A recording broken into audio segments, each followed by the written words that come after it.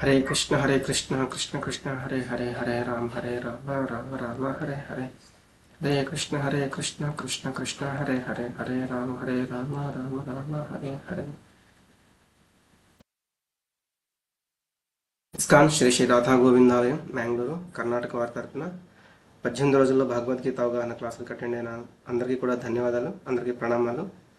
మనం ఈరోజు 12వ అధ్యాయం చూద్దాం. ముందుగా గురు ప్రణామాలు. ఓం అజ్ఞానతిమిరాంధస్య జ్ఞానాంజనశలాకయా చక్షురున్మిలితం యేన తస్మై శ్రీ గురవే నమః. శ్రీ చైతన్యమనోభీష్టం స్థాపితం యేన భూతలే స్వయం రూపః కదా మహ్యం దదాతి స్వపదాంతికం. వందేహం శ్రీగురో శ్రీయుతపదకమలం శ్రీగురోన్ వైష్ణవాంశ్చ. శ్రీరూపం సాగరజాతం సాగర రఘునాథాన్వితం తం సజీవం సాద్వైతం సావధూతం పరిజన సహితం కృష్ణ చైతన్య దేవం శ్రీ రాధా కృష్ణ పాదాన్ సహగణ లలితా శ్రీ విశాఖాన్వితాంశ్చ. నమ ఓం విష్ణుపాదాయ కృష్ణ ప్రేష్ఠాయ భూతలే శ్రీమతే భక్తి వేదాంత స్వామితి నామినే. నమస్తే సారస్వతే దేవే గౌరవాణి ప్రచారిణే నిర్విశేష శూన్యవాది పాశ్చాత్య దేశతారిణే.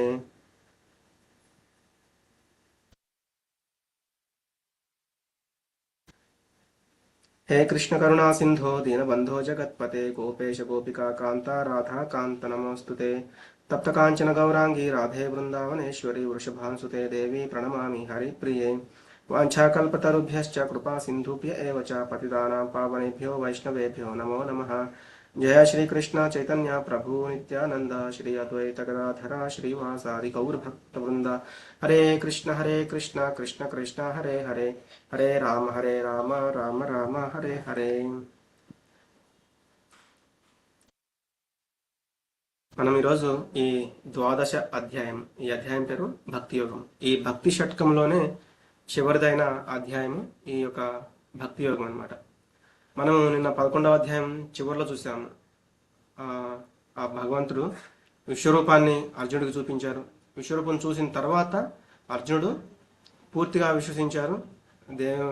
దేవాది దేవుడు శ్రీకృష్ణుడు ఈ విధంగా చెప్తే, అంటే ఏ విధంగా ఆర్డర్ వేస్తే ఆ విధంగా చేయడానికి నేను ఇంకా సిద్ధంగా ఉన్నాను అని చెప్పారనమాట అర్జునుడు. ఇంకా పూర్తిగా మీకు శరణాగతి అవుతున్నాను కూడా అని చెప్పారు. అలాగే మొదట్లోనేమో సఖ్యరసంలో అంటే ఒక మిత్రుడిగా చూశారు. తర్వాత ఏమో అద్భుత రసం అంటే ఆ యొక్క విశ్వరూపాన్ని చూసి చాలా అద్భుతంగా ఆయన దాన్ని చూసి చాలా అద్భుతంగా ఫీల్ అయ్యారు. తర్వాత మళ్ళీ భయానకంగా ఉంది, అంటే నేను నీ యొక్క దాసుని దయచేసి నాకు ఆ విశ్వరూపాన్ని ఇంకా విరమించండి, నేను చూడలేకపోతున్నా, నాకు భయంగా ఉంది అంటూ కూడా చెప్తారనమాట. భయభ్రాంతులకు గురైపోయారు. తర్వాత ఆయన యొక్క చతుర్భుజాకారాన్ని అలాగే శ్యామసుందర ఈ యొక్క ద్విభుజ రూపాన్ని కూడా చూడాలి అనుకున్నారు. కాబట్టి అలాగే ద్విభుజ రూపం కూడా చాలా అరుదుగా దేవీ దేవతలు కూడా చూడడానికి ప్రయత్నం చేస్తూ ఉంటారు, కోరుకుంటూ ఉంటారు. ఎల్లవేళ కూడా దాన్ని చూడడానికి ఎదురు చూస్తూ ఉంటారు. కాబట్టి ఇది కూడా ఒక భక్తి మార్గం ద్వారా మాత్రమే దీన్ని దర్శించవచ్చు, వేరే మార్గంలో ఇది కష్టంతో కూడుకున్నదని కూడా అర్జునుడు చెప్తారు.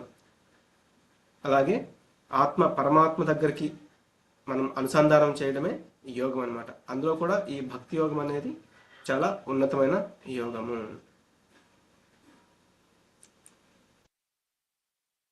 ఎప్పుడైతే ఆ విశ్వరూపాన్ని సందర్శించారో అర్జునుడు, అప్పుడు ఆయన ఇంకా ఇక్కడ అడుగుతున్నారు. అర్జున ఉవాచ ఏవం సతతయుక్తాయే భక్తాస్త్వాం పర్యుపాసతే ఏ చాప్యక్షరమవ్యక్తం తేషాం కే యోగ విత్తమాహ. అర్జునుడు పలికెను, ఎల్లప్పుడూ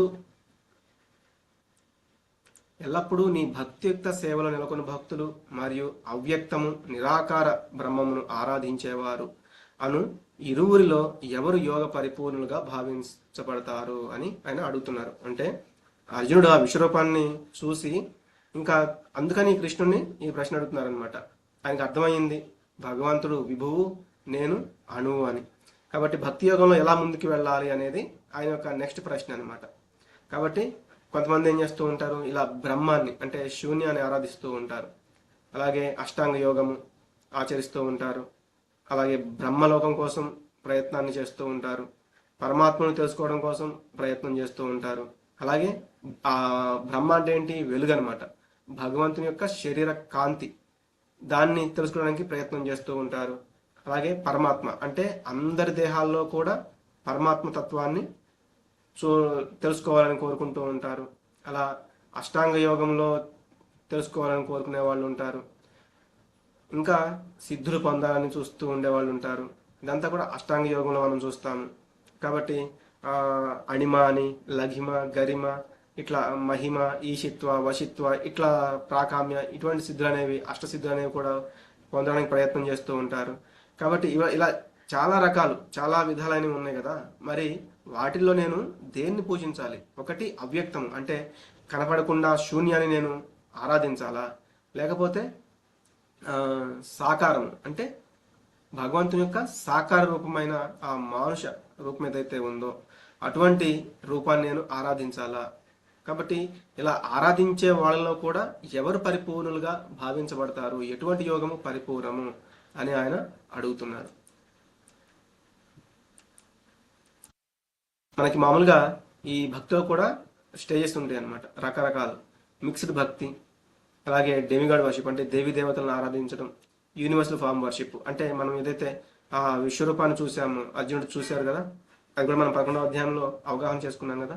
అటువంటి ఆ విశ్వరూపాన్ని పూజించడము, లేకపోతే ప్యూర్ భక్తి అంటే శుద్ధ భక్తి, లేకపోతే నిరాకారాన్ని పూజించడం. వీటిలో ఏది ఉత్తమమైనది అని చూస్తే ఈ ఇంపర్సనల్ వర్షిప్ అనేది చాలా లాస్ట్ స్టేజ్లో ఉందన్నమాట.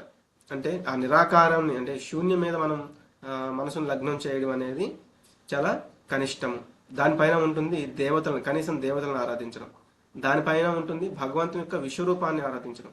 దానిపైన ఉంటుంది మిక్స్డ్ భక్తి. మిక్స్డ్ భక్తి అంటే ఏంటంటే కొంత కర్మలు కలిసి ఉంటే కొంత భక్తి అనేది, అంటే ఆ కర్మలని మనము భక్తిలో చేస్తూ ఉంటాము, కానీ కొన్ని మనకిష్టమైన కర్మలు మాత్రం చేస్తూ ఉంటాము. ఇది కర్మ మిక్స్డ్ భక్తి అనమాట.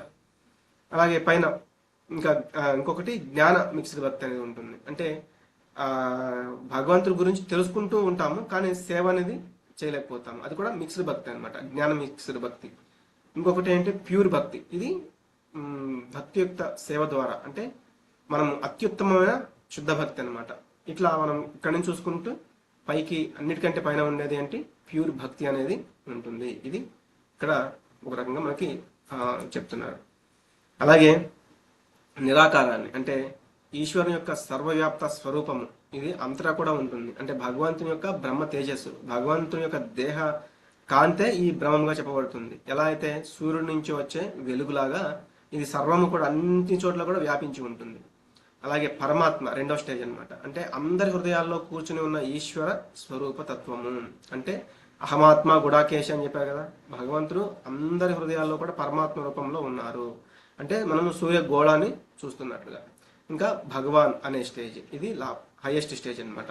ఈశ్వరుని యొక్క సాకార రూప ప్రకటితము. అంటే ఆ యొక్క సూర్య బింబము అంటే సూర్య మండలం అనేది కూడా ఉంటుంది. అక్కడ వివస్వాన్ అంటే ఆ సూర్యుడికి మనకి 4వ అధ్యాయంలో చూసాం కదా, భగవంతుడు ఆల్రెడీ సూర్యుడికి భగవద్గీతని వివస్వానుడికి చెప్పారన్నారు. కాబట్టి ఆ వివస్వానుడు ఎవరైతే ఉన్నారో అటువంటి సూర్య రూపం అనమాట. ఇలా చూస్తే మనము సూర్యకాంతి, సూర్య మండలం, సూర్య గోళము, సూర్య మండలం అంటే సూర్యుడు అనమాట, ప్రత్యక్షంగా సూర్యుడు. అలాగే ఇక్కడ కూడా భగవంతుని యొక్క తేజస్సు, దేహ తేజస్సు, అలాగే పరమాత్మ రూపము, అలాగే భగవాన్ అనే ఈ సాకార రూప ప్రకటితము అని చూడొచ్చు.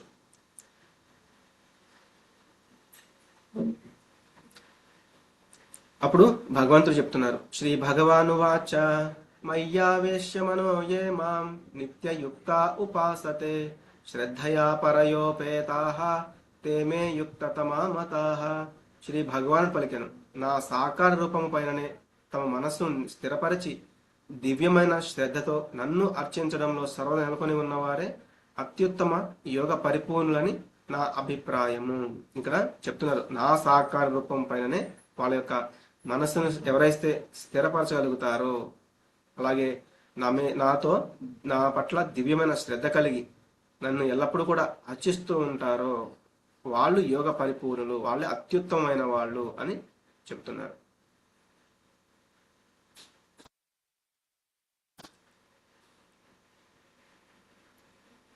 ఏ త్వక్షరమనిర్దేశ్యం అవ్యక్తం పర్యుపాసతే సర్వత్ర గమచింత్యం చ కూటస్థమచలం ధ్రువం సన్నియమ్యేంద్రియగ్రామం సర్వత్ర సమబుద్ధయః తే ప్రాప్నువంతి మామేవ సర్వభూతహితే రతాః. కానీ ఇంద్రియ అతీతము అంటే ఇంద్రియాలకు అతీతమైనది, సర్వవ్యాపకమైనది, సర్వము వ్యాపించి ఉన్నది, ఊహాతీతము మనం ఊహించడానికి అతీతంగా ఉండేది, మనం ఊహించలేము, మార్పు లేనిది, కదలని స్థిరమైనది, వ్యక్తీకరించబడింది అంటే మనం ఎవరికైనా చెప్పాలంటే మనం దాన్ని చెప్పలేము అంటే పరతత్వ నిరాకార భావనను పూర్తిగా ఆరాధించేవారు సమస్త ఇంద్రియముల నియంత్రణ ద్వారా అందరి పట్ల సమభావము కలిగి అందరి సంక్షేమంలో నిమగ్నమై చివరికి నన్ను పొందుతారు. అంటే నిరాకార రూపం ద్వారా చేరుకోవాలనుకునే వాళ్ళు కూడా నన్ను చేరుకుంటారు, కానీ వాళ్ళకి చాలా చాలా ఆలస్యంగా, అలాగే అది వాళ్ళు చివరికి నన్ను చేరుకుంటారు అని చెప్తున్నారు. అందుకే ప్రభుపాద వారు చెప్తున్నారు ఏంటి, అర్జునుడు ఏం చెప్పారు, చంచలం హి మన కృష్ణ ప్రమాది బలభద్రుడం తస్యాహం నిగ్రహం మన్యే వాయోరివ సుదుష్కరం అని చెప్పారు కదా 6వ అధ్యాయంలో. ఓ కృష్ణ, నువ్వు చెప్పావు మనసుని ఎట్లా కంట్రోల్ చేయాలి, మనసు అటు ఇటు వెళ్ళిపోతూ ఉంటుంది, దాన్ని కంట్రోల్ చేయాలి అని. కానీ ఆయన ఏం చెప్తున్నారు, చంచలమైన ఈ మనసుని కంట్రోల్ చేయడం చాలా కష్టం, ఆఖరికి వాయువునైనా బంధించవచ్చేమో కానీ మనసుని కంట్రోల్ చేయడం అది చాలా కష్టమైన పని అని చెప్తున్నారు అనమాట. అందుకే ప్రభుపాద వారు ఏం చెప్తారంటే, ఇప్పుడున్న ఈ యోగా చేసే వాళ్ళని మనం అడిగామనుకోండి, మొట్టమొదటి మనం ఏం చేయాలి అంటే ఒక ఆలోచన రహితమైన స్టేజ్కి వెళ్ళాలంటారు. అంటే ఏమీ ఆలోచించకుండా శూన్యాన్ని ఏదో ధ్యానిస్తున్నట్లుగా అటువంటి దానికి వెళ్ళాలి అని చెప్తారు. కానీ మనం ఎంత ప్రయత్నం చేసినా కూడా అటువంటి దాంట్లోకి వెళ్ళడం చాలా కష్టం. అందుకే ఆయన ఏం చెప్తారంటే ఇది మన గమ్యం కాదు అని చెప్తారు. మరి మన గమ్యం ఏంటి, మన యొక్క అవగుణాలు ఏవైతే ఉన్నాయో వాటిని మెల్లమెల్లగా మంచి గుణాల వైపు, అంటే మనం మంచి కర్మలు చేసే వైపు మనం వెళ్ళాలి తప్ప అసలు ఏమీ కర్మ చేయకుండా ఒక శూన్యాన్ని ధ్యానించాలి అంటే అది చాలా కష్టంతో కూడుకున్న పని అని చెప్తారండి. అందుకే ఇక్కడ ఏం చెప్తున్నారు, ఆయన అడుగుతున్నారు వాట్ ఆర్ యూ డూయింగ్ అని. అప్పుడు ఆయన చెప్తున్నారు నేను ఫోకస్ చేస్తున్నాను అని. అప్పుడు ఆయన అడుగుతున్నారు అంటే ఏం ఫోకస్ చేస్తున్నారు, నాకు కూడా తెలియదు, నాట్ షూర్ అంటే నాకు కూడా తెలియదు, ఏదో నేను ట్రై చేస్తున్నాను అన్నట్లుగా ఆయన చెప్తున్నారు. క్లేశోధికతరస్తేషాం అవ్యక్తాసక్త చేతసాం అవ్యక్తా హి గతిర్దుఃఖం దేహవద్భిరవాప్యతే. పరమపురుషుని అవ్యక్త నిరాకారతత్వం పట్ల మనస్సు ఆసక్తమైన వారికి పురోగతి చాలా కష్టంతో కూడి ఉంటుంది. ఆ విధానంలో పురోగతి సాధించడం దేహదారులకు ఎల్లప్పుడూ కష్టమే. అంటే పరిపూర్ణమైన భక్తి శ్రద్ధతో ఎవరైతే ఆయన కొలుస్తారో వాళ్ళకి సాకార రూపం ద్వారా కొంత ఈజీగా అనేది ఉంటుంది. కానీ ఒక్కొక్కసారి ఈ నిరాకారతత్వం పట్ల ఆసక్తమయ్యే వాళ్ళకి ఏంటి, ఆల్రెడీ మనం దేహంలో ఉన్నాము కాబట్టి అసలు ఎటువంటి దాని మీద కూడా మన యొక్క మనసు లగ్నం చేయకూడదు అనేది చాలా కష్టము. అంటే ఏమీ లేదు దాన్ని ఊహించుకోవాలనుకోవడము, ఇలా ఏంటంటే ఏదో ఒక సిద్ధులు కోరుకోవాలి, ఏదో ఒక సిద్ధిని పొందాలి అనేవాళ్ళు దాన్ని ప్రయత్నం చేస్తారు. కానీ దేహం వేరు ఆత్మ వేరు అని తెలుసుకుని తర్వాత ఈ బ్రహ్మజ్యోతిని వాళ్ళు చేరుకుంటారు. కానీ అది చాలా కష్టం, ఎల్లప్పుడూ కూడా ఈ దేహదారులకు చాలా కష్టమైనదే. ఇంకేం చెప్తున్నారు, క్లేశో అధికతరస్తేషాం. క్లేశ అంటే క్లేశాలు మనకి చాలా కష్టము, అదేమని చేస్తుంది, దుఃఖం, అది దుఃఖాన్ని కూడా మిగులుస్తూ ఉంటుంది, దుఃఖాన్ని కలుగజేస్తూ ఉంటుంది. కాబట్టి శరీరాన్ని చాలా ఘోరంగా మనము ఇటువంటి మార్గం వైపు తీసుకువెళ్ళాలి అనుకోవడం వల్ల ఏమవుతుంది, మనకి చాలా దుఃఖాలు అనేవి కూడా కలుగుతాయి అని చెప్తున్నారు. ఉదాహరణకి మనకి ఇంతకుముందు ఏంటి, పోస్ట్ బాక్స్ అనేవి ఉండేవన్నమాట. ఆ పోస్ట్ బాక్సుల్లో కూడా ఏవైతే అధికారికంగా ఉన్నాయో, అంటే వాటికి ఒక కలర్ వేసి అలాగే వాటిలో వేసి మనం ఏదైతే పోస్ట్ లెటర్ అనేది ఉంటుందో దాన్ని తీసుకెళ్ళి, అంటే దానికి ఒక అధికారం అనేది ఏదైతే ఉందో దాంట్లో మనం వేసామనుకోండి, అది మనం ఎక్కడికైతే పంపించాలనుకుంటున్నామో అక్కడికి వెళ్తుంది. కానీ అసలు ఏదో తెలియదు, దాని ఆకారం తెలియదు, ఏమీ తెలియదు, ఏదో ఒక డబ్బా, రోడ్డు మీద ఏదైనా డబ్బాలు ఉన్నాయనుకోండి, మనం దాంట్లో వేస్తే అది చేరుకోదు. ఎందుకంటే మనము సరైన ప్లేస్లో మనం రాసిన లెటర్ అనేది పెట్టలేదన్నమాట. కాబట్టి ఆ నిజమైన పోస్ట్ డబ్బా, కరెక్ట్ అయిన పోస్ట్ డబ్బా ఏదైతే ఉందో ఆకారం కలిగిన, పోస్ట్ డబ్బా ఆకారం కలిగిన దాంట్లో మనం వేసామనుకోండి, అది సరైన గమ్యానికి వెళ్తుంది అని చెప్తారు. ఏతు సర్వాణి కర్మాణి మయి సన్యస్య మత్పరాః అనన్యేనైవ యోగేన మాం ధ్యాయంత ఉపాసతే తేషామహం సముద్ధర్త మృత్యు సంసార సాగరాత్ భవామి నచిరాత్ పార్థ మయ్యావేశిత చేతసాం. కానీ ఓ పార్థ, కార్యకలాపాలన్నింటినీ నాకు అప్పగించి విచలనం అంటే నువ్వు చెలించకుండా అంకిత భావంతో భక్తి సేవలో నిమగ్నమై మనస్సును స్థిరపరచుకుని ఎల్లప్పుడూ కూడా నన్ను ధ్యానిస్తూ ఆరాధించే వారిని నేను ఈ జన్మ మృత్యు సాగరం నుండి శీఘ్రమే రక్షించేవాడిని అవుతాను. కాబట్టి ఇది పరిపూర్ణమైన భక్తి, అనన్యమైన భక్తి గురించి చెప్తున్నారు. పరిపూర్ణమైన భక్తితో, అటువంటి భక్తి శ్రద్ధతో ఎవరైతే ఆయన కొలుస్తారో వాళ్ళని ఈ యొక్క జన్మ మృత్యు జరా వ్యాధి అనే ఈ యొక్క చక్రం నుండి, అంటే ఇటువంటి ఈ భవ సాగరం నుండి నేనే కాపాడుతాను. కాబట్టి ఈ సాగరం ఎలా, అలల్ని అంటే విపరీతమైన అలలనే వస్తూ ఉంటాయి. అలా వచ్చినప్పుడు మనం పైకి వెళ్ళడం, ఆ అల వెళ్ళిపోగానే మళ్ళీ కిందికి రావడం, అలా వచ్చినప్పుడు పైకి ఎక్కుతాం కదా, ఇట్లా అనమాట. కాబట్టి ఈ జన్మ మృత్యులు ఏంటి, మనము ఒక్కొక్కసారి పైకి వెళ్తాం మళ్ళీ కిందికి రావడం, పైకి వెళ్తాం మళ్ళీ కిందికి రావడం, ఇటువంటిది అనమాట. అంటే ఒకసారి జన్మ తీసుకుంటాం, మనిషి జన్మ, ఇంకొకసారి ఒక చెట్టుగా తీసుకోవచ్చు, ఒక కీటకంగా తీసుకోవచ్చు, ఒక జంతువుగా తీసుకోవచ్చు, ఇలా పతనం చెందుతూ ఉంటాము. లేకపోతే ఒక దేవత జన్మ కూడా తీసుకుంటూ ఉండొచ్చు అనమాట.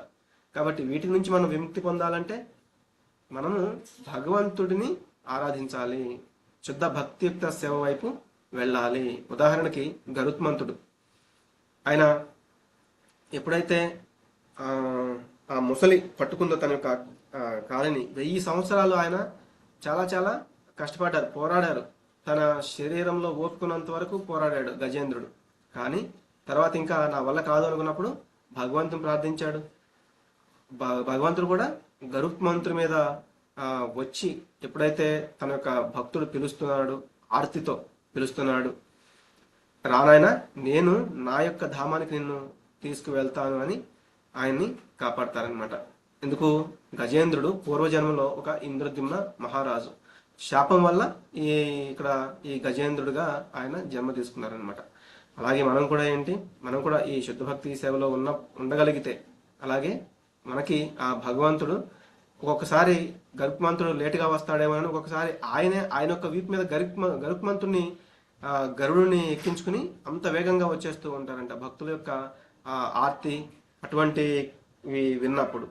అది ఇక్కడ చెప్తున్నారు.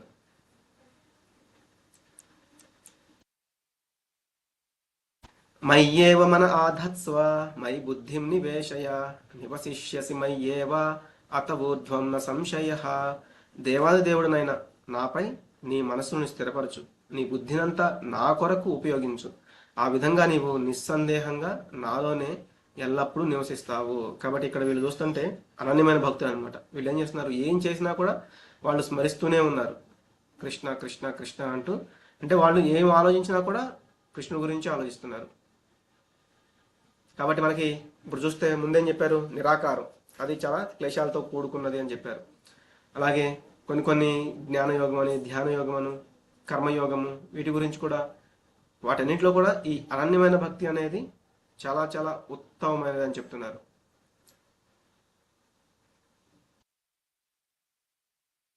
ఇక్కడ చూస్తే వీళ్ళందరూ కూడా ఏం చేసినా కూడా భగవంతుడిని సెంటర్గా పెట్టుకుని వాళ్ళ యొక్క కార్యాలు అనేవి చేస్తూ ఉన్నారు. అలాగే మనము బృందావనంలో చూస్తే ఆ గోపికలు కానీ, అలాగే ఆ గోపబాలురు కానీ, వాళ్ళు కూడా ఎప్పుడు కూడా చేస్తూనే, అంటే భగవంతుడి గురించి, అంటే ఆయనకి ఆకలేసింది అంటే వీళ్ళకి కూడా వెంటనే తీసుకెళ్ళిపోయి కృష్ణ నీకు ఆకలేసింది కదా, ఇది తిను అది తిను అని అట్లా పెడుతూ ఉండేవాళ్ళు అనమాట. ఇట్లా ఉంటుంది. అలాగే వాళ్ళు ఒకసారి బ్రహ్మను తిట్టుకున్నారంట, అసలు మాకు ఎందుకు ఈ కన్నురెప్పలు అనేవి ఇచ్చావు, మేము ఆ కన్నురెప్ప ఏదైతే ఇట్లా మూతపడుతుందో అప్పుడు కృష్ణుని చూడలేకపోతున్నాం ఆ కాసేపు, అసలు కన్నురెప్పలు అనేవి లేకుండా ఉంటే మేము ఎల్లప్పుడూ కూడా కృష్ణుని చూస్తూ ఉండేవాళ్ళం కదా. ఇట్లా అంటే వాళ్ళ యొక్క ఆ భక్తి అనేది ఎలా ఉంటుంది అంటే అంత గొప్పగా ఉంటుంది అనమాట. ఆఖరికి వాళ్ళు ఆ కృష్ణుడి యొక్క విరహ బాధను కూడా ఎంజాయ్ చేసేవాళ్ళు. ఎందుకు, అలా అయినా కూడా కృష్ణుడిని మర్చిపోకుండా ఎప్పుడు కూడా తలుస్తూ ఉన్నారు. కాబట్టి ఎప్పుడైతే ఆయన ఆ మధురకి వెళ్తారు, వెళ్ళి ఆ బృందావనాన్ని కొన్ని రోజులు అక్కడ వాళ్ళకి దర్శనం ఇవ్వరు కదా, అప్పుడు వాళ్ళు ఇలా కూడా అనుకునేవాళ్ళు, ఆ విరహ భావంతో కూడా, ఆ విరహ భావన కూడా ఎంజాయ్ చేస్తూ ఉండేవాళ్ళు, ఎప్పుడు కూడా కృష్ణుడి గురించి ఆలోచిస్తూ ఉండడం వల్ల. కాబట్టి అనన్యమైన ఆ భక్తి అనేది అలా ఉంటుంది. అథ చిత్తం సమాధాతుం న శక్నోషి మయి స్థిరం అభ్యాసయోగేన తతో మామిచ్ఛాప్తుం ధనంజయ. ఓ అర్జున, ఓ ధనంజయ, నీ మనస్సును విచలనం లేకుండా నా మీద స్థిరపరచలేకపోతే అప్పుడు నీవు భక్తి యోగ నియమాలను అనుసరించు. ఈ విధంగా నన్ను పొందే కోరికను ఎంచుకొనుము. ఇందాక అనన్యమైన భక్తి చెప్పారు కదా. ఒకవేళ మనం అనన్యమైన భక్తి చేయలేకపోతున్నాం అంటే కృష్ణుని ఆ విరహ బాధన అది అటువంటి అంత గొప్ప భక్తులు మనం ఉండకపోవచ్చు. లేకపోతే మనకి శ్రీరామచంద్రుడి గురించి కూడా చెప్తారు. ఎప్పుడైతే ఆయన 14 సంవత్సరాలు ఆ అయోధ్యని విడిచి వెళ్ళాలి, అప్పుడు ఆ అయోధ్య వాసులందరూ కూడా అంటారనమాట, ఓ రామయ్య, మేము కూడా నిన్ను విడిచి ఉండలేము, కాబట్టి మేము కూడా ఆ అరణ్యానికి మీతో పాటు వస్తాము అని. కానీ ఆయన ఏం చెప్తారు, నేను రాజుగా మిమ్మల్ని ఆజ్ఞాపిస్తున్నాను, మీరు ఇక్కడే ఉండండి. మీరందరూ ఈరోజు అటు వచ్చేస్తే మరి భరతుడు ఎవరిని పాలిస్తాడు, కాబట్టి మీరందరూ ఇక్కడే ఉండండి అంటారు. అందుకు వాళ్ళు ఏం చేస్తారు, నువ్వు వెళ్ళి ఆ అరణ్యంలో కటిక చీకట్లో ఉండబోతున్నావు, కాబట్టి మాలో ఉన్న ఆ యొక్క వెలుగు కూడా నువ్వు ఎప్పుడైతే ఇక్కడ నుంచి వెళ్తున్నావో అప్పుడు కూడా మాకు అంధకారమే, అంటే మాకు ఇక్కడ ఆ వెలుగు అనేది లేదు, కాబట్టి మేము కూడా ఇక్కడ ఆ దీపాలు అనేవి ఇంకా వెలిగించము, మేము కూడా చీకట్లోనే జీవిస్తాము అని అట్లా అనేవాళ్ళు అనమాట. కాబట్టి వాళ్ళు అంత అనన్యమైన భక్తిలో ఉండేవాళ్ళు. మరి అంతటి అనన్యమైన భక్తి మనం చేయలేకపోతే ఇక్కడేం చెప్తున్నారు, భక్తి యోగ నియమాలని అనుసరించడం.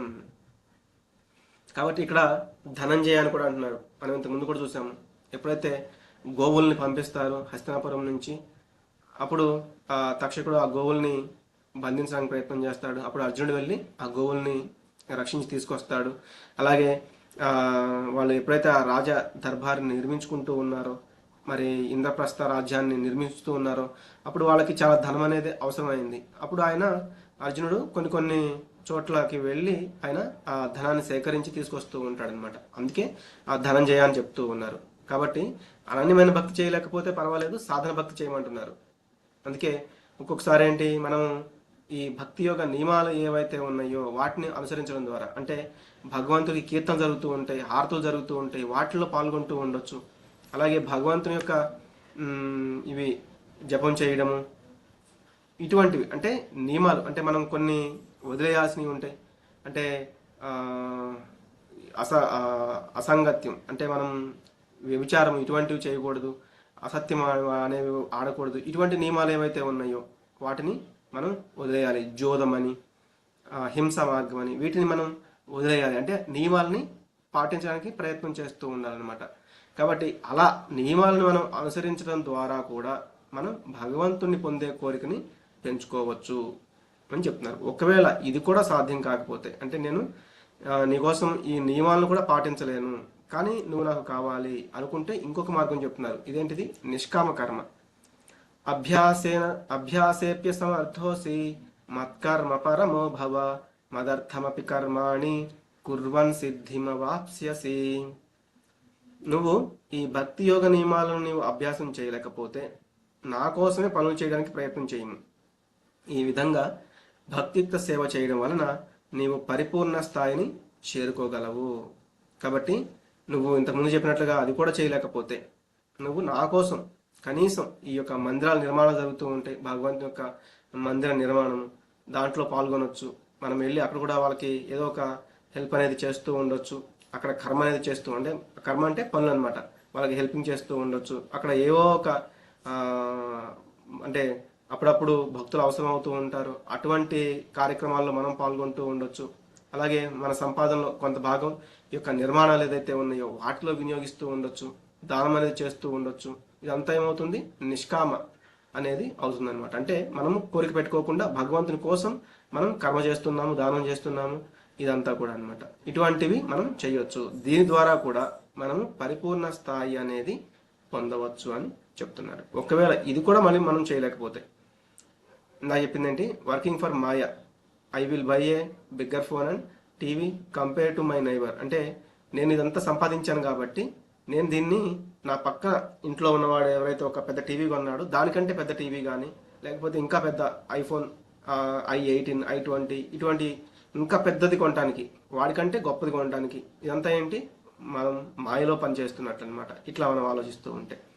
కానీ మనం కృష్ణుని యొక్క సేవలో పనిచేస్తున్నామని ఎలా తెలుస్తుంది, మనం ఒక భగవద్గీత కొనడం, లేకపోతే భగవంతుని యొక్క మందిరానికి దానాలు ఇవ్వడం, లేకపోతే భగవంతుని యొక్క కార్యాల్లో నెలకొనడం, ఇదంతా కూడా మనం భగవంతుని యొక్క సేవలో పనిచేస్తున్నట్లు అవుతుంది.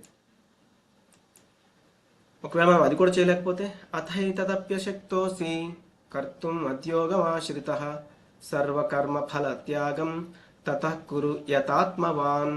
అయినా నీవు నా కొరకై భక్తితో పనిచేయుట చేయలేకపోతే నీ కర్మఫలములను త్యజించుటకు మరియు ఆత్మనిగ్రహం కలవాడవై ఉంటకు ప్రయత్నించుము.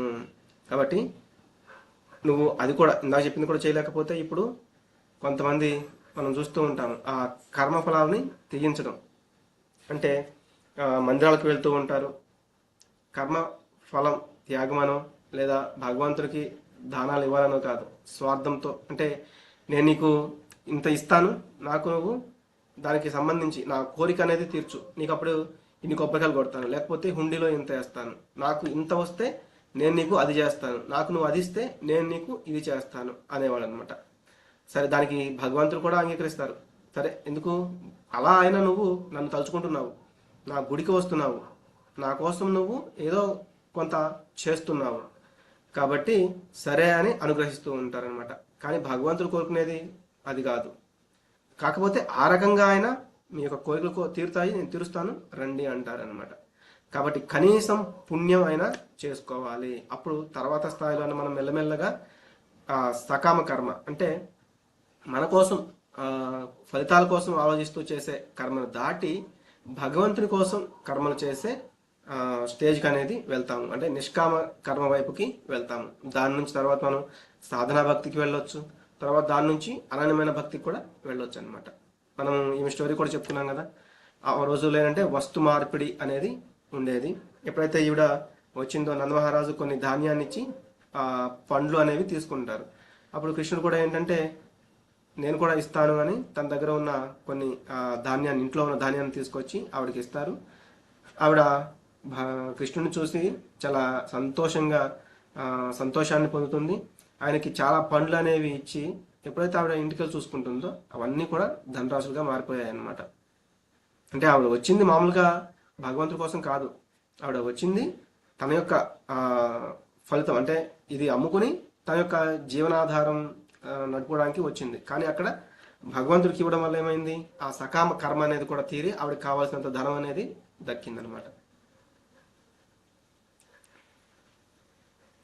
శ్రేయో హి జ్ఞానమభ్యాసాత్ జ్ఞానాధ్యానం విశిష్యతే ధ్యానాత్ కర్మ ఫల త్యాగాశ్చాంతిరనంతరం.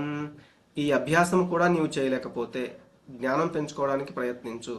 అయినా జ్ఞానం కంటే ధ్యానం ఉత్తమం, ధ్యానం కంటే కర్మఫల త్యాగం ఉత్తమైంది. ఎందుకంటే వాటిని త్యజించడం ద్వారా మనశ్శాంతిని పొందవచ్చు.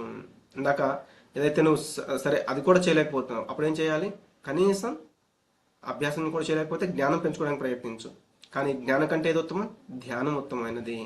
మళ్ళీ ధ్యానం కంటే కూడా కర్మఫల త్యాగం ఉత్తమమైనది అని దానివల్ల ఏమవుతుంది, మనం కొంత మనశ్శాంతి అనేది పొందగలుగుతాము. ఇక్కడ ఏంటంటే రెండు మార్గాలు ఉన్నాయి, ధ్యాన మార్గమైన అలాగే జ్ఞాన మార్గమైనా కూడా అభ్యసించవచ్చు. జ్ఞానయోగం అంటే ఏంటి, మనం ప్రయత్నం చేస్తూ ఉంటాం భగవంతుడి గురించి తెలుసుకోవడానికి, దానికంటే ఉత్తమమైనది ధ్యాన యోగం అంటే భగవంతుడి గురించి ధ్యానం చేస్తూ ఉంటాము.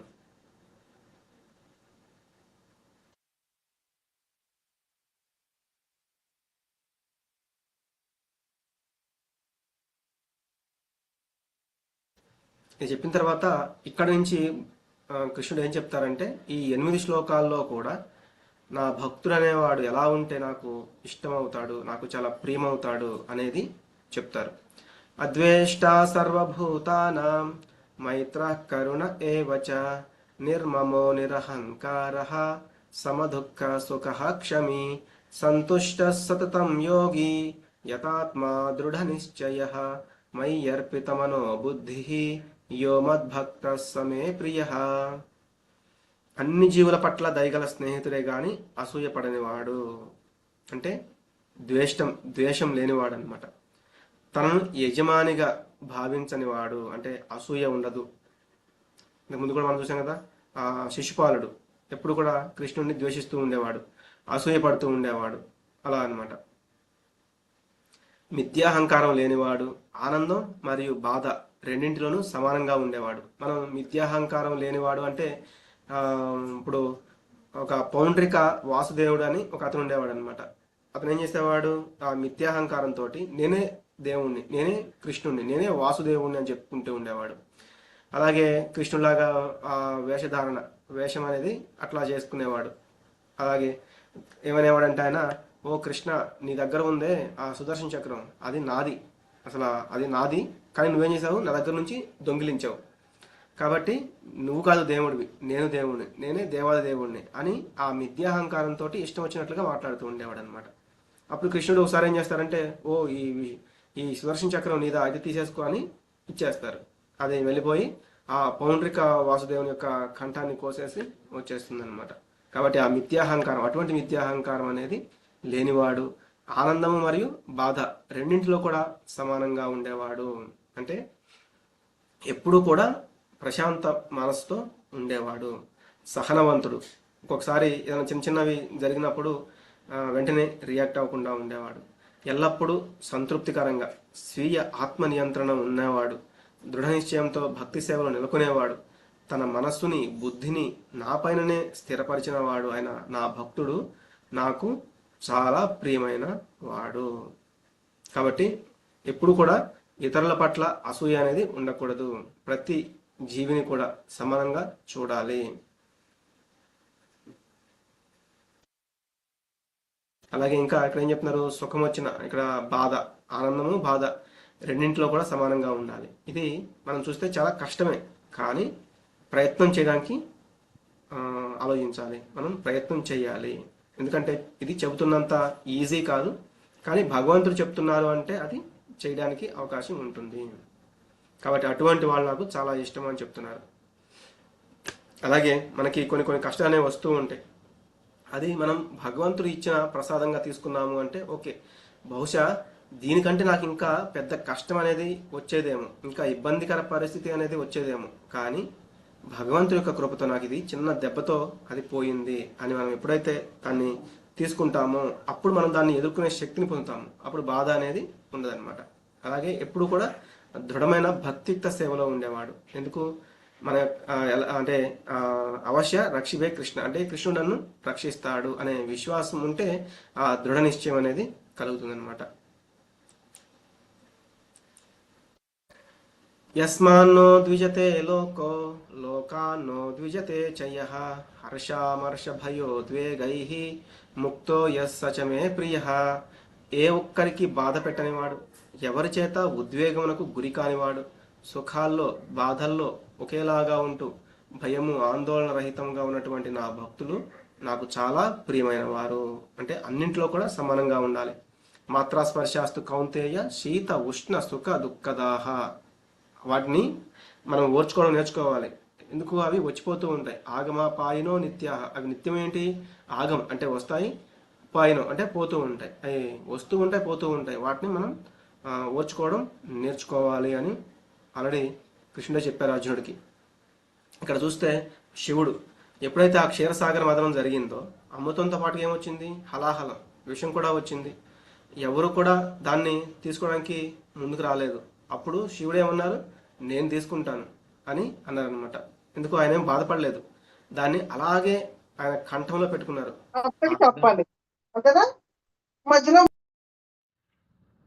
హరే కృష్ణ. కాబట్టి అప్పుడు ఆ హలాహలాన్ని, ఆ విషాన్ని ఎప్పుడైతే ఆయన కంఠంలో పెట్టుకున్నారో అదంతా కూడా నల్లగా అయిపోయింది అనమాట. అందుకే అతను ఏమంటారు? నీలకంఠుడు. ఆయన కంఠంలో విషం ఉన్నా కూడా ఎప్పుడు ఆయన బాధపడరు. యస్మాన్నో ద్విజతే లోకో లోకాన్ని నువ్వు మా బాధ అర్థం చేసుకో. సరే వదిలే, అమ్మం మానేదు.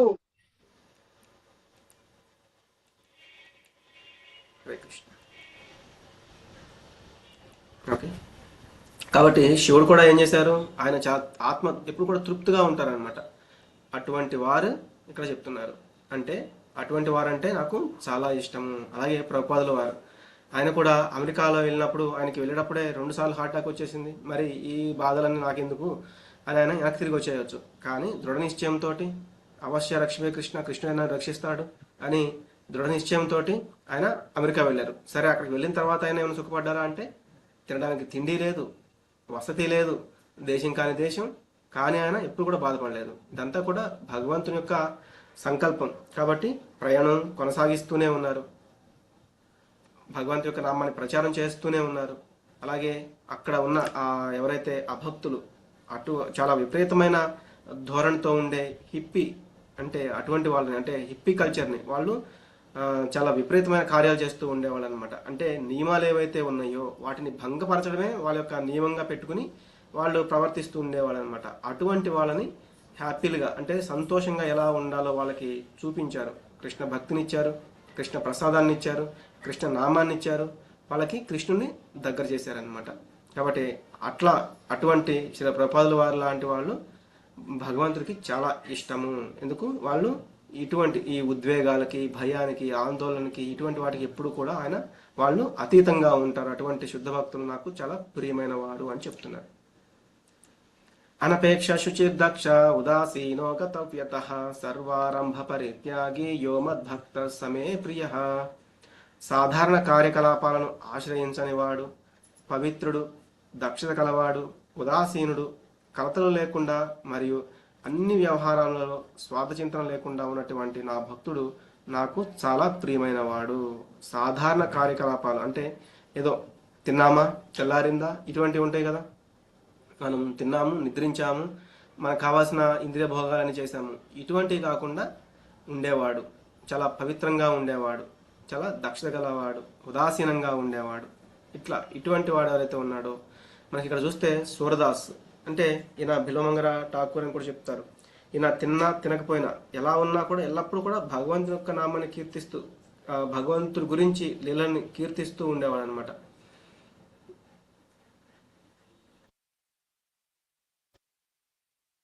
యో న హృష్యతి న ద్వేష్టి న శోచతి న కాంక్షతి శుభాశుభ పరిత్యాగి భక్తిమాన్ యస్స మే ప్రియ. ఎవరైతే లౌకిక సుఖాల పట్ల ఆనందించకుండా, ప్రాపంచిక కష్టాల పట్ల బాధపడకుండా, నష్టం జరిగిన బాధపడనివాడు, లాభం కోసం ప్రాకులాడనివాడు, శుభ అశుభ పనులను రెండింటిని త్యజించువాడు, భక్తితో నిండి హరే కృష్ణ భక్తితో నిండి ఉన్నవాడు నాకు చాలా ప్రియమైన వాడు. అంటే మామూలుగా ఎవరైనా కష్టం వచ్చినప్పుడు భగవంతుని వేడుకుంటారు, సుఖాలు వచ్చినప్పుడు మరి నాకు ఓ భగవంతుడు మరి ఎందుకు ఇన్ని సుఖాలు ఇచ్చావని అనుకోరు అనమాట. ఏది వచ్చినా భగవంతుని నమ్ముకోవాలి, కష్టాలు వచ్చినా సుఖాలు వచ్చినా ఇది నీ యొక్క ప్రసాదము అనుకున్నట్లుగా ఉండాలి. అటువంటి వాళ్ళు నాకు చాలా ఇష్టం అని చెప్తున్నారు. మరి ఎగ్జాంపుల్కి మనం చూస్తే ఇక్కడ ప్రహ్లాద్ మహారాజ్, ఆయనకి ఎన్నెన్నో కష్టాలు అనమాట. కానీ ఎన్ని కష్టాలు వచ్చినా ఆయన ఎవరిని దూషించలేదు. అలాగే ఆయన నా శత్రువు, ఇతను నా శత్రువు అని అనుకోలేదు.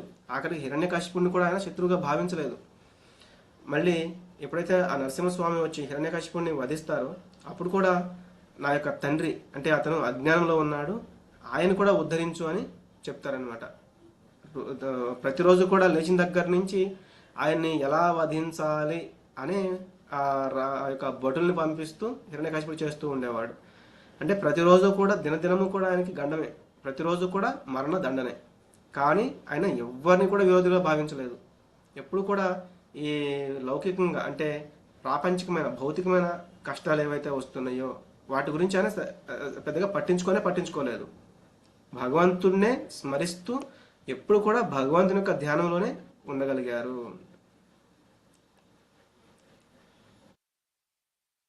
సమశత్రౌ చ మిత్రే చ తథా మానాపమానయోః శీతోష్ణ సుఖ దుఃఖేషు సమస్సంగ వివర్జితః తుల్యనిందాస్తుతిర్మౌని సంతుష్టోయేన కేనచిత్ అనికేతస్థిరమతిః భక్తిమాన్ మే ప్రియో నరః. శత్రుమిత్రులతో సమభావంతో ఉండేవాడు, గౌరవం అగౌరవం, వేడి చలి, ఆనందం బాధ, కీర్తి అపకీర్తి పట్ల సమభావన గలవాడు, ఎల్లప్పుడూ చెడు సహవాసం నుండి దూరంగా ఉండేవాడు, ఎల్లప్పుడూ మౌనంగా ఉండేవాడు, దేనితోనైనా సంతృప్తి చెందేవాడు, ఎవ్వరిని పట్టించుకోనివాడు, జ్ఞానంలో స్థిరపడిన మరియు భక్తి సేవలో నిమగ్నమైన మనుషుడు నాకు చాలా ప్రియమైన వాడు. మనం చూస్తే అంబరీష్ మహారాజు, మనం ఈ స్టోరీ కూడా చెప్పుకున్నాము. ఎప్పుడైతే దూర్వాస్ మహర్షి వచ్చారో ఆయనకి ఆతిథ్యం ఇస్తానని అంబరీష్ మహారాజు ఆ, చెప్తారు. సరే ఆయన స్నానం చేసి వస్తానని వెళ్తారు. ఈలోపు ఆ రోజు ఏకాదశి కాబట్టి ఏకాదశి అయిపోయి ద్వాదశి గడియలు కూడా ఏదైతే ఆ ఉపవాసం చేశారో ఆ ఉపవాసాన్ని భగ్నం అంటే విరమించాలన్నమాట. అప్పుడు ఏం చేయాలి? ఆ రోజులు ఏంటంటే నిర్జల, ఏమీ కూడా తీసుకోకుండా నిర్జల ఉపవాసం అనేది చేస్తూ ఉండేవాళ్ళు. మరి ఇంకా ఈ యొక్క మహర్షి దూర్వాస మహర్షి ఇంకా నదికి వెళ్ళారు కానీ ఇంకా రాలేదు. అప్పుడు ఆయన యొక్క మంత్రుల్ని అక్కడున్న బ్రాహ్మణులు అడుగుతారు, నేను ఏం చేయాలి ఇప్పుడు? ఆ ద్వాదశి గడియలు అనేవి వెళ్ళిపోతున్నాయి కాబట్టి ఏకాదశి ఆ, ఉన్నారు, ఉపవాసం ఉన్నారు. మరి ద్వాదశి గడియల లోపు ఆయన ఆ ఫాస్టింగ్ అనేది ఆ ఉపవాసం అనేది ఆయన విరమించకపోతే అది ఇంకా పాపం అవుతుంది అనమాట. కాబట్టి నేను ఇప్పుడు ఏం చెయ్యాలి అని ఆయన అడిగినప్పుడు వాళ్ళు ఏం చెప్తారంటే, మీరు ఎలాగూ నిర్జల ఏకాదశి చేశారు కాబట్టి కొంచెం నీరు అనేది తీసుకోండి. అప్పుడు మీరు తీసుకుంటున్న అంటే మీరు తీసుకున్న ఆ ఉపవాస దీక్ష ఏదైతే ఉందో అది విరమించినట్లు అవుతుంది. తర్వాత దూర్వాస మహర్షి వస్తారు కాబట్టి ఆయనతో కలిసి ప్రసాదం అనేది స్వీకరించవచ్చు అనేది చెప్తారనమాట. సరే వాళ్ళు చెప్పింది బాగానే ఉంది కదా అని ఆయన అలాగే చేస్తారు. జస్ట్ అలా ఆ నీరు అనేది తీసుకుంటారు. ఈలోపు దుర్వాస మహర్షి వస్తారు. నన్ను ఆతిథ్యం ఇస్తానని పిలిచి, నేను లేకుండానే ఇటువంటి కార్యం చేస్తున్నావు, నువ్వు ఆహారాన్ని తీసుకుంటున్నావు అని వెంటనే ఆయన కోపోద్రిక్తుడైపోయి ఆయన యొక్క జటం అంటే ఒక వెంట్రుక తీసి ఆ నేల మీద వేసేసరికి అక్కడి నుంచి పెద్ద రాక్షసుడు అనేవాడు వస్తాడు. ఆ రాక్షసుడిని అంబరీషుని మీదకి పంపిస్తారనమాట. కానీ ఆయన ఏమి బాధపడరు, ఏమి టెన్షన్ పడరు, భగవంతుని వేడుకుంటూ అక్కడ నుంచుంటారు అంతే. అప్పుడు భగవంతుని యొక్క ఆ సుదర్శన చక్రం ఏదైతే ఉందో వెంటనే ఆ రాక్షసుని యొక్క తలని ఖండించి వేసి దూర్వాస మహర్షి వెంట పడుతుంది అనమాట. ఆయన వెళ్తారు, కైలాసానికి వెళ్తారు, బ్రహ్మలోకానికి వెళ్తారు. శివుడు చెప్తారు, నువ్వు ఒక గొప్ప భక్తుడి పట్ల అపరాధం చేసావు కాబట్టి నువ్వు ఆ విష్ణు లోకానికే వెళ్ళి విష్ణువునే వేడుకో అంటారు. బ్రహ్మ కూడా అలాగే చెప్తారు. అక్కడి నుంచి విష్ణువు దగ్గరికి వెళ్తారు. ఆయన కూడా వైకుంఠంలో ఉంటూ ఆయన చెప్తారనమాట, నువ్వు నా భక్తుడి పట్ల తీవ్రమైన అపరాధం చేశావు కాబట్టి నేను కూడా నిన్ను కాపాడలేను. ఆ సుదర్శన చక్రము నా నా మాట కూడా కాదు, నా భక్తుడి మాట వింటుంది కాబట్టి నువ్వు వెళ్ళి ఆ భక్తున్నే శరణు వేడుకో అంటే మళ్ళీ దూర్వాస మహర్షి అన్ని లోకాలు తిరిగి ఆయన ఆ అంబరీషుడి యొక్క పాదాల మీద పడతారనమాట. వెంటనే ఆ అంబరీష్ మహారాజు చెప్తారు, నేను చేసిన గొప్ప పనులు కానీ భగవంతుని యొక్క సేవ కానీ ఏదైతే ఉందో అదంతా మీరు తీసుకున్నా పర్లేదు, దయచేసి ఆ దూర్వాస మహర్షిని విడిచిపెట్టండి అని ఆ సుదర్శన చక్రంకి ఆయన వేడుకుంటారనమాట. అంత గొప్పవాడు అంబరీష్ మహారాజ్. అప్పుడు ఆ సుదర్శన చక్రం అక్కడి నుంచి వెళ్ళిపోతుంది. మళ్ళీ ఎప్పుడైతే ఆయన మరి నా యొక్క పాదాల మీద పడ్డాడు కదా దూర్వాస మహర్షి, నన్ను అవమానించాడు, నన్ను ఇంత బాధ పెట్టాడు అని ఆయన ఏమీ అనుకోడు. ఇంతకుముందు ఎలా అయితే ఆయన్ని ఆహ్వానించారో, ఆయన్ని సేవించడానికి ఆయన రెడీగా ఉన్నారో ఆ విధంగానే ఆయన్ని సేవిస్తారు, ఆయనకి అతిథి మర్యాదలు చేస్తారనమాట. కాబట్టి ఒక శుద్ధ భక్తుడు అనేవాడు ఇలా ఉంటాడు, అటువంటి వాడు నాకు చాలా ప్రియమైన వాడు అని చెప్తున్నారు. ఏతు ధర్మ్యామృతమిదం యథోక్తం పర్యుపాసతే శ్రద్ధధానా మత్పరమా భక్తాస్తే తీవ మే ప్రియాః. భక్తి యోగము అను ఈ అమృత మార్గమును అనుసరించుచు నన్నే పరమ లక్ష్యముగా చేసుకుని పూర్తిగా భక్తిలో నెలకొని ఉండువారు నాకు అత్యంత ప్రియమైన వారు. కాబట్టి ఇక్కడ మనం సుధామ కూడా ఏంటి, ఈయన భగవంతుడికి గొప్ప భక్తుడు, అలాగే ఒక ప్రియమైన మిత్రుడు కూడా. అయితే ఆయన కఠినమైన పేదరికాన్ని అనుభవిస్తూ ఉంటాడు. ఇంకా తన యొక్క భార్య చెప్తుంది ఒకరోజు, మీ యొక్క స్నేహితుడు గొప్ప మహారాజు కాబట్టి అక్కడికి వెళ్ళి, అంటే నా కోసం అడగట్లేదు, పిల్లలకి సరిగా తినడానికి కూడా తిండి లేదు, కట్టుకోవడానికి కూడా ఏమీ లేవు, సరిగా బట్టలు కూడా లేవు, కాబట్టి మీరు ఏమైనా అక్కడికి వెళ్ళి తీసుకొచ్చారు అంటే మనం కనీసం పిల్లలకైనా ఏదైనా కొంచెం తినడానికి పెట్టవచ్చు అని. అప్పుడు ఈయన ఇంకా సరే, ఇంకా గతి లేక సరే అంటారు. వెళ్ళడానికి ఈయనకి సరిగా బట్టలు కూడా లేవు. అప్పుడు ఏవో ఆవిడ యొక్క కొంచెం బట్టలు, అలాగే ఏవో చిరిగిపోయిన బట్టలు అవి ఇవి ఉంటే ఈయన కొంచెం ఇంకా ఆ వస్త్రధారణ అనేది చేసుకుని, అట్లాగే మరి స్నేహితుడి దగ్గరికి, సాక్షాత్గా భగవంతుడి దగ్గరికి వెళ్తున్నారు కాబట్టి ఏదైనా బహుమతి అనేది తీసుకువెళ్ళాలి అనే ఉద్దేశంతో ఇంట్లో ఏమైనా ఉన్నాయేమో చూడమంటారు. కానీ ఆ ఇంట్లో కూడా ఏమీ ఉండవు. ఎప్పుడో ఒక కొన్ని రోజుల క్రితం అక్కడ ఇక్కడ అడిగి తీసుకొచ్చిన ఆ అటుకులు అనేవి ఉంటాయి, అవి కూడా చీమలు పట్టేసి ఉంటాయి అన్నమాట. వాటిని కొంచెం దులుపుకుని ఒక చిన్న క్లాత్లో చుట్టుకొని వెళ్తారు. వెళ్ళిన తర్వాత ఎప్పుడైతే ఆ ద్వారపాలకులు ఆపుతారనమాట ఈ యొక్క బీద బ్రాహ్మణుని చూసి, అప్పుడు ఆయన చెప్తారు, నేను సుధాముని వచ్చాను అని చెప్పమంటారు. అప్పుడు ఆ భట్లు అట్లాగే కృష్ణుడికి చెప్తారు, సుధామ అని ఎవరో వచ్చారు మిమ్మల్ని కలవాలంటున్నారు అని. అప్పుడు ఆయన సరిగా కిరీటం అనేది ఉందా, లేకపోతే ఈ వత్సాంక్షతం అంటే ఈ యొక్క శ్రీ వస్త్రాలు అనేవి ఉన్నాయి, లేకపోతే చెప్పులు ఉన్నాయా, అసలు ఆయన ఏ ఆ, పరిస్థితిలో ఉన్నారు, ఇవన్నీ కూడా ఏం పట్టించుకోకుండా సుధామ వచ్చాడా అనుకుంటూ పరిగెత్తుకుంటూ వెళ్ళి ఆయన్ని ఆలింగనం చేసుకుని అక్కడి నుంచి తీసుకొచ్చి ఉచితాసనం అంటే వాళ్ళ యొక్క మందిరానికే తీసుకొచ్చేసి, వాళ్ళ యొక్క గదికే తీసుకొచ్చేసి ఆయన్ని అక్కడ కూర్చోబెట్టి ఆయనకి పాద సేవనం అంటే ఆయన పాదాలని ప్రక్షాళన అంటే ఆయన యొక్క పాదాలను కడుగుతారనమాట. సాక్షాత్తుగా భగవంతుడే, శ్రీకృష్ణుడే. అలాగే ఆ యొక్క నీటిని వాళ్ళ యొక్క భార్యల మీద చల్లుతారు, ఆయన యొక్క నెత్తి మీద కూడా చల్లుకుంటారనమాట. తర్వాత ఆయన అడుగుతారు, నువ్వు నా దగ్గరికి వస్తున్నావు అంటే ఒట్టి చేతులతో రావు, ఏమైనా తీసుకొచ్చావా అని. కానీ సుధాముడు ఏంటి, ఆ యొక్క ఆ అటుకుల్ని ఎలా ఇవ్వాలి అని చాలా బాధపడిపోతూ ఉంటారు. అవి ఏవో ఎక్కడో అంత బాగోలేదు అని. కానీ కృష్ణుడేంటి, భక్తుడు తీసుకొచ్చాడు, తన మిత్రుడు తీసుకొచ్చాడు అని వాటిని తీసుకుని ఒక 2 గుప్పులు అనేవి ఆయన వేసేసుకుంటారు నోట్లో. ఇంకా 3వ గుప్పుడు కూడా వేసుకోకపోతుంటే అప్పుడు రుక్మిదేవి ఆపుతారనమాట. అంటే అప్పటికే ఆయనకి అక్కడ అష్టైశ్వర్యాలు, బంగ్లాలు ఇవన్నీ కూడా వచ్చేసాయి, పరిచారకులు అంతా కూడా మారిపోయిందనమాట. మళ్ళీ ఇదంతా మరి కృష్ణుడు అడగరు నీకేమైనా కావాలా అని, అలాగే ఈయన కూడా ఏమీ అడగరు. ఎందుకు అంటే భక్తుడు భగవంతుడిని ఏమీ కోరుకోడు, నాకు మోక్షం కావాలి అని కూడా కోరుకోడు అనమాట. మరి భగవంతుడు కూడా భక్తుడిని నీకు ఏది కావాలో అని కూడా కోరుకునేంత అవసరం లేదు. ఎందుకు, ఆల్రెడీ భగవంతుడికి తెలుసు ఆయనకి ఏవి అవసరమో. మనం యోగక్షేమం వహామ్యమం చూసాం కదా. కాబట్టి ఆయనకి ఏది అవసరమో అది ఇస్తారు, ఏది ఉన్నదో దాన్ని పరిరక్షిస్తారనమాట. కాబట్టి ఆయనకి కావాల్సినంతా కూడా ఆయన ఇచ్చేస్తారు. అప్పుడు తిరిగి వెళ్తూ వెళ్తూ ఆయన చూస్తే ఆయన యొక్క ప్లేస్కి అంటే ఆయన యొక్క ఇంటి దగ్గరికి వెళ్ళి చూస్తే అక్కడ ఏమీ లేదనమాట. మొత్తం పెద్ద పెద్ద బంగ్లాలు ఇవన్నీ కూడా వచ్చేసి ఉంటాయి. కాబట్టి భగవంతుని యొక్క ఆ పని అని ఆయనకి అర్థమైపోతుంది.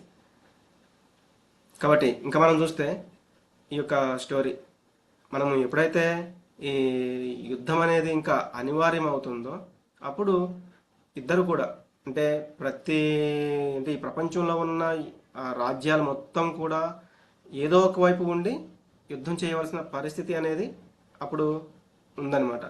అయితే మరి వీళ్ళు ఎవరి వైపు ఉంటారు అంటే కృష్ణుడు, బలరాముడు, అలాగే ఆ నారాయణి సైన్యము, వీళ్ళంతా కూడా ఎటువైపు ఉంటారు అనేది కూడా ఒక చర్చ జరుగుతూ ఉంటుంది. అప్పుడు ఈయన అడగడానికి అంటే కృష్ణ భగవాను అడగడానికి దుర్యోధనుడు అలాగే అర్జునుడు కూడా వస్తారు. ఫస్ట్ ఈయన దుర్యోధనుడు వస్తారు. అప్పటికి కృష్ణుడు పడుకుని ఉంటారనమాట. పడుకుని అంటే ఆయన ఏదో నిద్రలో ఉండడం కాదు, దాన్ని యోగ నిద్ర అంటే ఆయన నిద్రిస్తున్నట్టుగా అక్కడ ఉంటారు. అప్పుడు దుర్యోధనుడు చూసి ఈ యొక్క యాదవుడు అంటే ఆ కృష్ణుడి యొక్క పాదాల దగ్గర అంటే ఇక్కడ ఒక చైర్ ఉంటుంది, పాదాల దగ్గర ఒక చైర్ ఉంటుంది, ఇక్కడ నేను కూర్చోవాలా లేదు అని ఆ చైర్లో అంటే తల దగ్గర ఏదైతే ఉందో ఆ చైర్లో వెళ్ళి కూర్చోవడం జరుగుతుంది. తర్వాత అర్జునుడు వస్తారు. వచ్చి ఆయన యొక్క పాదాల దగ్గర నుంచుని వినయంగా ఆయన ఎప్పుడు లేస్తారా అని చూస్తూ ఉంటారనమాట. ఇంకా కృష్ణుడు లేస్తారు. లేచి ఎదురుగా ఉన్న అర్జునుడు చూస్తారు. బాబా ఎప్పుడు వచ్చావు, అంతా క్షేమమేనా, ఇటువంటివన్నీ అడిగిన తర్వాత మరి అంటే ఏ పని మీద వచ్చావు, ఎందుకు వచ్చావు అని అడుగుతూ ఉంటారు. అప్పుడు దుర్యోధనుడు తనకు భయం వేసేస్తుంది అనమాట. అసలు నేను ముందు వచ్చాను, ఫస్ట్ టైం అర్జున్ పలకరిస్తున్నాడు, అలాగే ఆ సైన్యము ఇదంతా ఉంది కాబట్టి మళ్ళీ అర్జునుడికి ఇచ్చేస్తాడు పక్షపాతి, ఇదంతా అతను లోపల లోపల అనుకుంటూ, ఓ కృష్ణ నేను కూడా ఇందాకే వచ్చాను, అర్జునుడి కంటే ముందే వచ్చాను, కానీ నువ్వు నన్ను చూడలేదు, ముందు అర్జునుడిని అడుగుతున్నావు ఏంటి అని అడుగుతాడు అనమాట. అప్పుడు చెప్తాడు కృష్ణుడు, నువ్వు వచ్చావేమో నాకు తెలియదు, నేను ముందు అర్జునుడు చూశాను, ఎందుకంటే అతను నా పాదాల దగ్గర ఉన్నాడు, నేను లేచేసరికి ఆటోమేటిక్గా నా కళ్ళు అనేవి ఎదురుగా చూశాయి, అర్జునుడు కనిపించారు, నువ్వేమో నా తల దగ్గర కూర్చున్నావు అంటే నా తల మీద కూర్చున్నావు, శిరస్సు వైపు కూర్చున్నావు, నాకు నువ్వు కనిపించలేదు అని చెప్తారనమాట.